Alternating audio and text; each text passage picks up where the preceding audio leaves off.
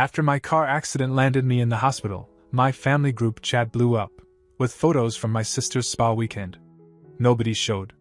Days later, still in my hospital gown, I opened my phone to 6 missed calls, and a message from my dad. "Call us back now. It's serious." I did. And then... It's strange how you can feel your life slipping out of your hands in complete silence. No screams, no screeching tires, just glass breaking and the airbag smashing into my face. 1 second I was thinking about dinner, rotisserie chicken or drive-thru tacos. The next I was upside down in my car, hanging from the seatbelt like a puppet, staring through a shattered windshield at a stop sign I never saw coming. Someone opened the door and asked if I could hear them. I nodded. Blood ran into my eye from a gash near my temple, and I remember tasting metal in the back of my throat. The rest is a blur. Sirens. Painkillers. The smell of iodine. It all bled into one long gray smear of time. When I woke up properly, I was in a hospital room that smelled like disinfectant and stale air. A nurse told me I had a dislocated shoulder, 2 broken ribs, and a mild concussion. Mild. That was the word they used. I couldn't even sit up on my own, but sure, mild. They said I was lucky. I didn't feel lucky. I felt forgotten. After they transferred me from the ER to a regular room, I kept waiting for my phone to light up. Someone had to know. Word travels fast in families, right? I figured maybe Dad got a call. Maybe Qley heard from someone. At the very least, I thought my mom would check in. I was wrong. My phone sat on the little hospital tray table for 2 days.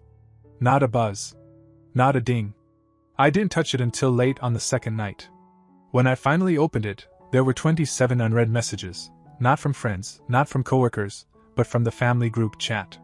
For one insane moment, I thought they knew. That they cared. The first photo hit like a punch. Qley, in a white robe, holding a champagne glass in one hand and flipping the peace sign with the other. The caption, "Spa time, baby!" That was followed by another, her in a sauna. Then another, fancy sushi. Her nails painted. Her feet in rose petals. Her smiling under a green clay mask. Each one more oblivious than the last. Mom commented on nearly all of them. "So cute. You deserve it. Love you, sweetie." Dad sent a few thumbs up emojis. Not a single message asking where I was. Not one mention of the car. The accident. Me.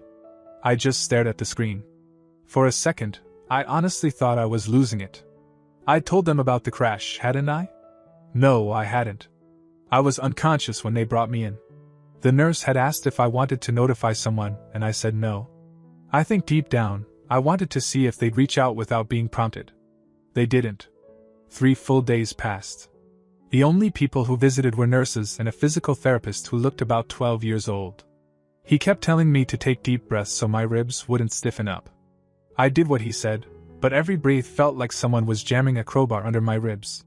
I lay there in that itchy hospital gown, bruised and alone, thinking about all the times I'd helped them.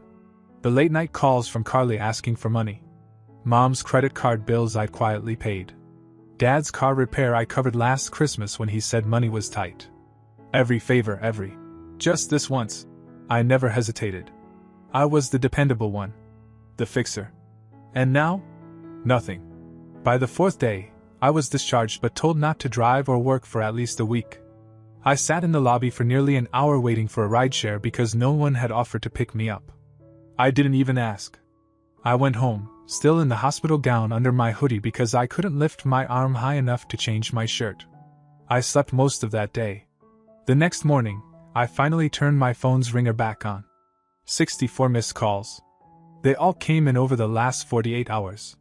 Most were from Dad. A few from Qley. One from Mom. There were no voicemails, just a text sitting at the top of my screen. "Dad, call us back now. It's serious." I called immediately.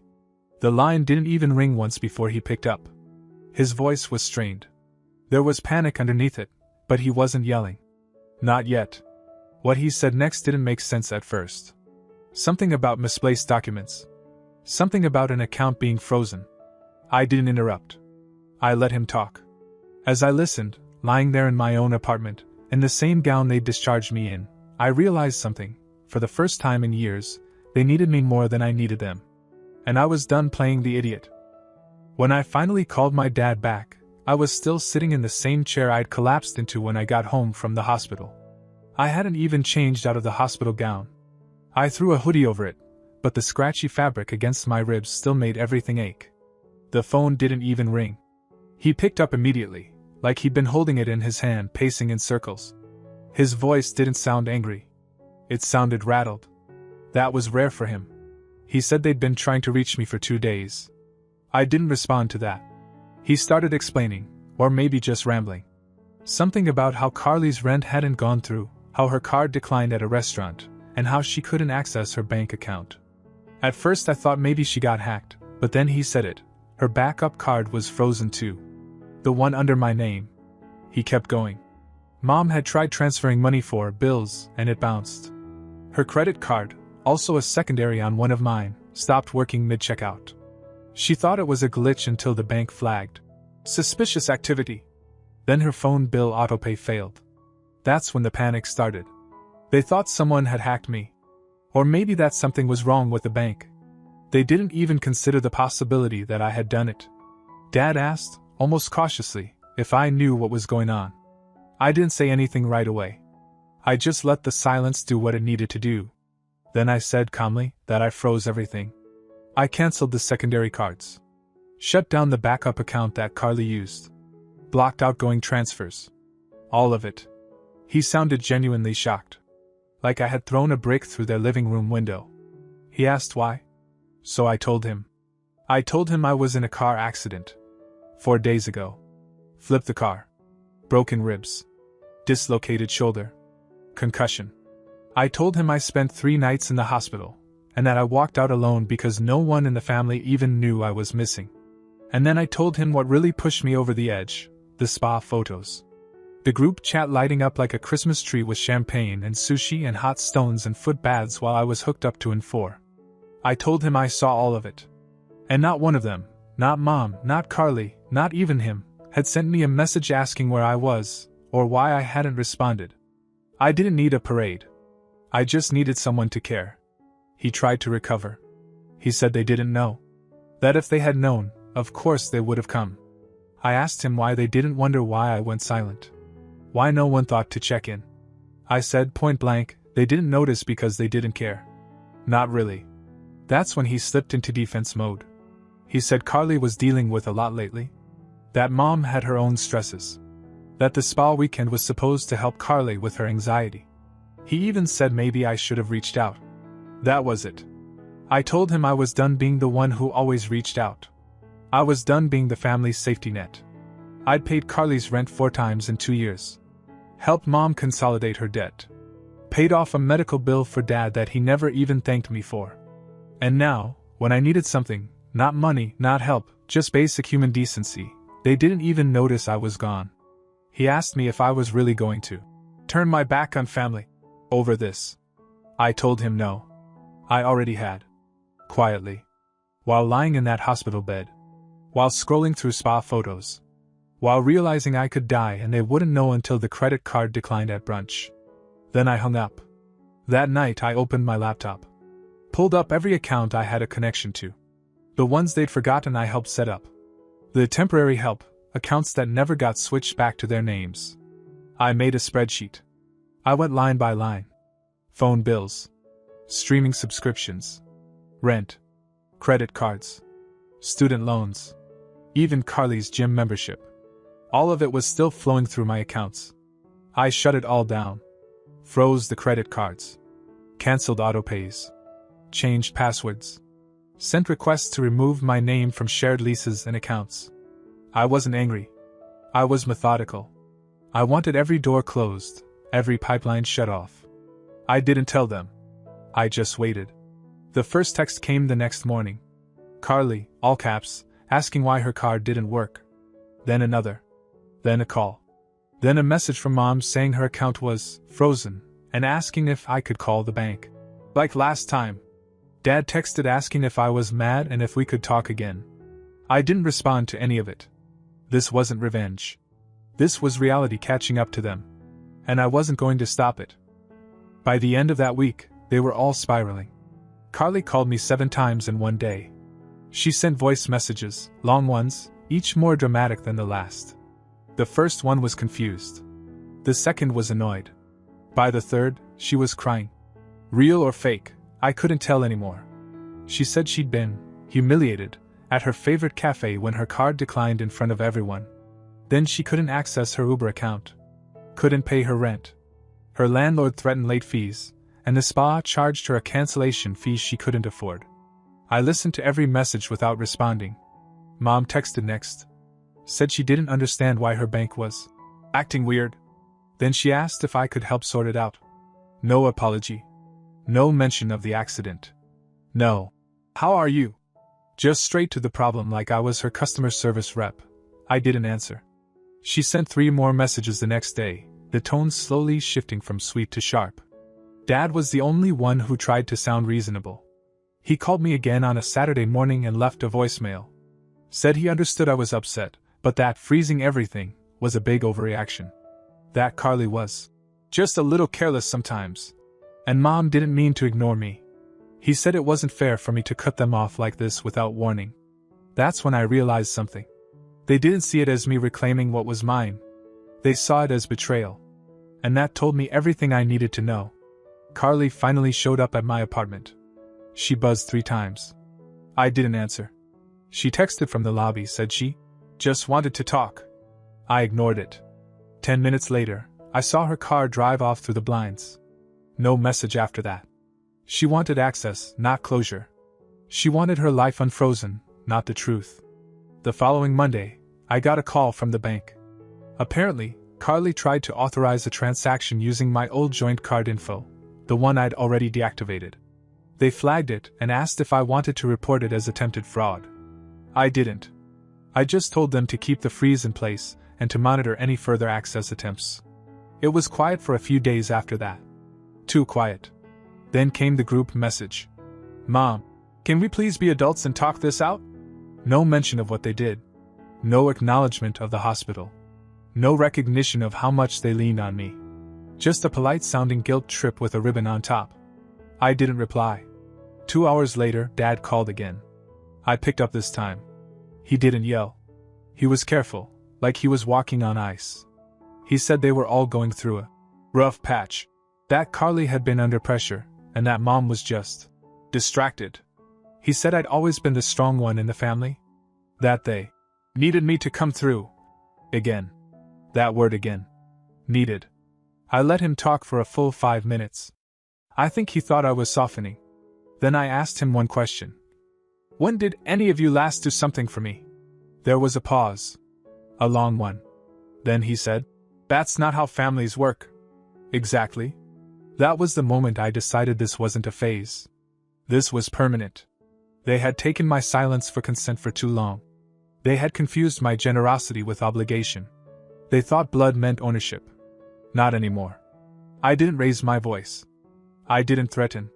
I just told him, the support is over. I'll pay my own bills, handle my own life. They can do the same. He tried to protest, but I ended the call before he could finish. It wasn't anger. It was clarity. And I could already see the collapse beginning. 3 days after I cut everything off, Qley's phone service was cut too. I didn't know at first. What tipped me off was the silence on her Instagram. Not even a story. That girl used to post when she sneezed. I checked out of curiosity. Her page was still there, but everything was wiped. No posts, no profile picture. Then an hour later, it was gone completely. Deleted. That was my first real confirmation that her perfect little spa-glazed world was cracking. Mom, meanwhile, was doing what she always did, pretending. She started sending messages in the group chat again like nothing had happened. Cute article about fall soups. Who remembers this song? She sent a selfie with a pumpkin candle in the background, captioned, Getting cozy. No one answered. Not even Dad. Then a letter showed up at my apartment. Not a text. Not an email. An actual letter, in my mother's precise cursive. The envelope was thick. She always had a flair for dramatics.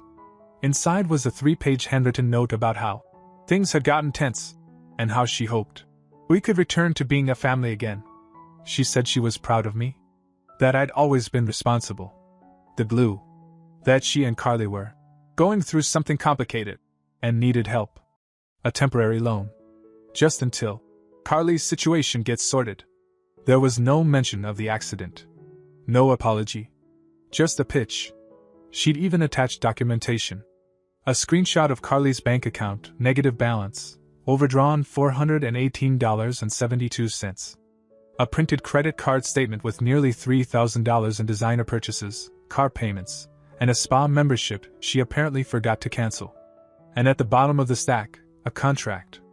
I swear to God, they drew up a loan agreement. Typed. With interest terms. A payment schedule. Places for me and Qley to sign. A space for a witness signature. The kind of thing people use to protect themselves in court, from strangers. And they send it to me, the guy who paid her rent 6 times in silence. I sat with that letter for a long time. It wasn't just insulting. It was disturbing. Like they had completely detached from reality. I didn't respond. That same night, I heard a knock on my door, not a buzz. An actual knock. It was 9:30 p.m., and no one knocks on my door that late. I looked through the peephole. It was Josh. Qley's ex. I hadn't seen him since they broke up 2 years ago. I opened the door, and he looked awkward, like he already regretted being there. He said Qley gave him my address. That she told him I was going through something, and that she needed his help. Said she painted this picture where I'd lost my mind, cut everyone off out of nowhere, and left her stranded. I asked him straight out, was she staying with him? He shook his head. Said she asked, but he wasn't dumb. Then he said something I didn't expect. She's with your mom now. On the couch. And they're telling people you had a breakdown. I didn't speak. He just kept talking. He said he didn't believe her at first, but when he heard the version of events she was spreading, that I'd snapped after some small family disagreement, and cut them off because I couldn't handle stress, he decided to come to me directly. So I told him everything. The crash. The hospital. The silence. The money trail. The shutdown. He listened. Quiet. No defense. No excuses for her. When he left, I thought that would be the end of it. But the next morning, he texted me a screenshot. It was a Facebook post from my mom. A vague status, but pointed. Please keep our family in your prayers. Some people lash out when they're in pain. We're trying to stay strong through a very difficult time. Dozens of comments. Sending love. Hope everything is okay. You're such a strong mom. That was the moment it really sunk in. They weren't just avoiding the truth. They were actively rewriting it. They were building a new narrative. One where I was unstable. Emotional. The villain. They couldn't reach my wallet anymore, so now they were going for my reputation. I didn't get mad. I got ready. I pulled out my phone, opened the folder I'd created after the accident, and added more. Screenshots of the group chat during my hospital stay. Missed calls. The letter.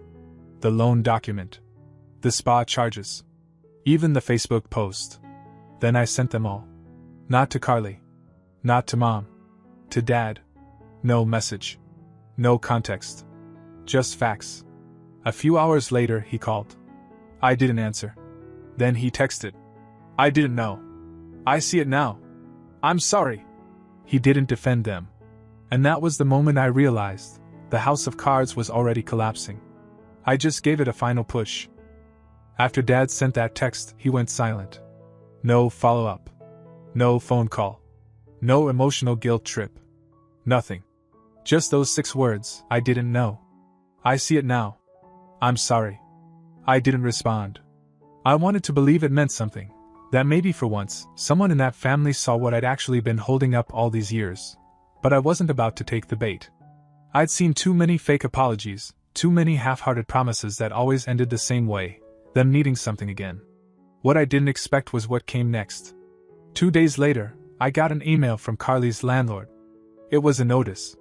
Apparently, my email had still been listed as her emergency contact. The message was blunt: unpaid rent, no communication, and a pending eviction notice. She'd skipped the last payment, and the late fees were stacking. They'd tried calling. No answer. They were giving her 5 more days before filing.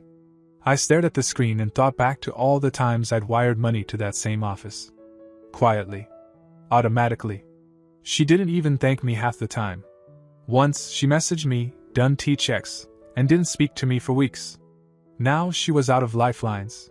Later that night, Josh texted me again. He'd gone over to Mom's, something about picking up some of his stuff Qley still had. Said she looked rough. Eyes puffy, pacing, like she hadn't slept. She tried to get him to talk to me again. Said she couldn't believe I'd do this to her. He didn't bite. Then he told me something unexpected. Mom and Qley had gotten into a screaming match. Qley blamed her for not fixing things, and Mom snapped back that she was not made of money. Josh said it got bad. Like neighbors called the cops bad. Qley took Mom's car without permission the next morning. Left her stranded. That was the first real crack in the armor, Qley turning on the only person still defending her. And I realized something. They weren't just panicking because the money was gone. They were panicking because their structure, their whole dynamic, was built around me silently carrying the weight. And when I stepped back, it wasn't just about bills. It was about identity. Without me funding the illusion, they had nothing solid underneath. I thought that would be the final straw. But I was wrong. The final straw came 3 days later. I came home to find an envelope shoved under my door. No stamp, no name, just a folded paper inside. I opened it. It was a single sheet, a screenshot, printed out. A bank transfer confirmation, from one of Qley's old Venmo accounts I forgot she had access to. It showed an attempt to send $900 from one of my backup bank accounts, one I hadn't touched in over a year. She tried to pull it off quietly. What she didn't know was that I'd already locked that account days earlier. The transfer failed. But still, she tried. She searched. She remembered that account and tried to hit it one last time. That was it. No more middle ground. No more hope for repair. I went to the police the next morning. I didn't press full charges, not yet, but I filed a fraud alert and had the attempt documented. Just in case. The bank flagged her name, her IP address, her device. If she ever tried again, it would be automatic. I didn't tell her. I didn't tell anyone. I just let it sit there, waiting. Like a tripwire. And then I blocked them all. Phone. Email. Socials. Group chat. I even locked down accounts they didn't know about, just to be safe. I shut every open door. The fallout kept unfolding on its own. Qley lost her apartment. Mom's utilities were cut off for non-payment. Their social circle started to shrink, too, probably tired of the drama. Dad? He stayed quiet. I think he finally understood the cost of siding with silence. And I didn't gloat. I didn't smile. I just lived. Quietly. Peacefully. For the first time in years, no phone buzzing at midnight. No sudden bank notifications. No guilt. Just stillness. They called it selfish. I called it freedom. It's been 2 months since I cut them off. No calls. No texts. No letters. Just silence, the kind I used to crave when I was in the middle of their chaos. Qley never apologized. Not for the fraud attempt. Not for the lies. Not for ignoring the hospital. The last I heard, she was crashing with a college friend in some tiny apartment downtown. She lost the car. She lost the apartment. Most of the friends she used to post about are gone. Turns out, being the fun one only gets you so far when you can't cover the bill anymore. Mom's still pretending. I know because my cousin sent me screenshots of a group post where she mentioned me again, some vague line about broken families and learning to forgive. Forgive what? Being the one person who finally said no? What she never got was that it wasn't about the money. It was about never being seen. I was their solution, their safety net, their quiet sponsor, but never a person. Never someone they thought could break. And I did break. Quietly. In a hospital bed. With no visitors and 27 unread spa photos. As for Dad, he stayed silent. Completely. That surprised me the most. I figured he'd try to rebuild something, even just to make himself feel better. But I think he finally understood what it meant when I didn't respond to his last message. It wasn't a threat. It was a closing statement. I moved last week. New apartment. New bank. New number. Left no forwarding address. I didn't even tell the cousin who tried to stay neutral.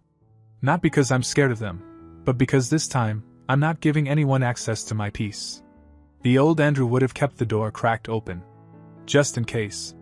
The new one doesn't. I still keep the screenshots. The letter. The voicemail where Carly sobbed about, "How could you do this to me?" The Venmo transfer attempt. Not because I want revenge, but because I want to remember. Because here's what no one tells you: sometimes, cutting off your family doesn't feel like a heroic stand. It feels like grief. Like mourning something that never existed the way you hoped it did. But every day, that grief gets a little quieter. Every day, my phone stays silent, and that silence feels a little more like safety. They spent years thinking I'd always be there. That they could burn the bridge and I'd still build another one. But they finally learned what happens when the bridge builder walks away, and takes every plank with him. And I learned something too. That family isn't who shares your name. It's who shows up when your world breaks, not when theirs does. And that no one, not even blood, has a permanent right to your kindness if they treat it like a currency to be spent. This wasn't revenge. It was survival. And for the first time in my life, I'm finally living.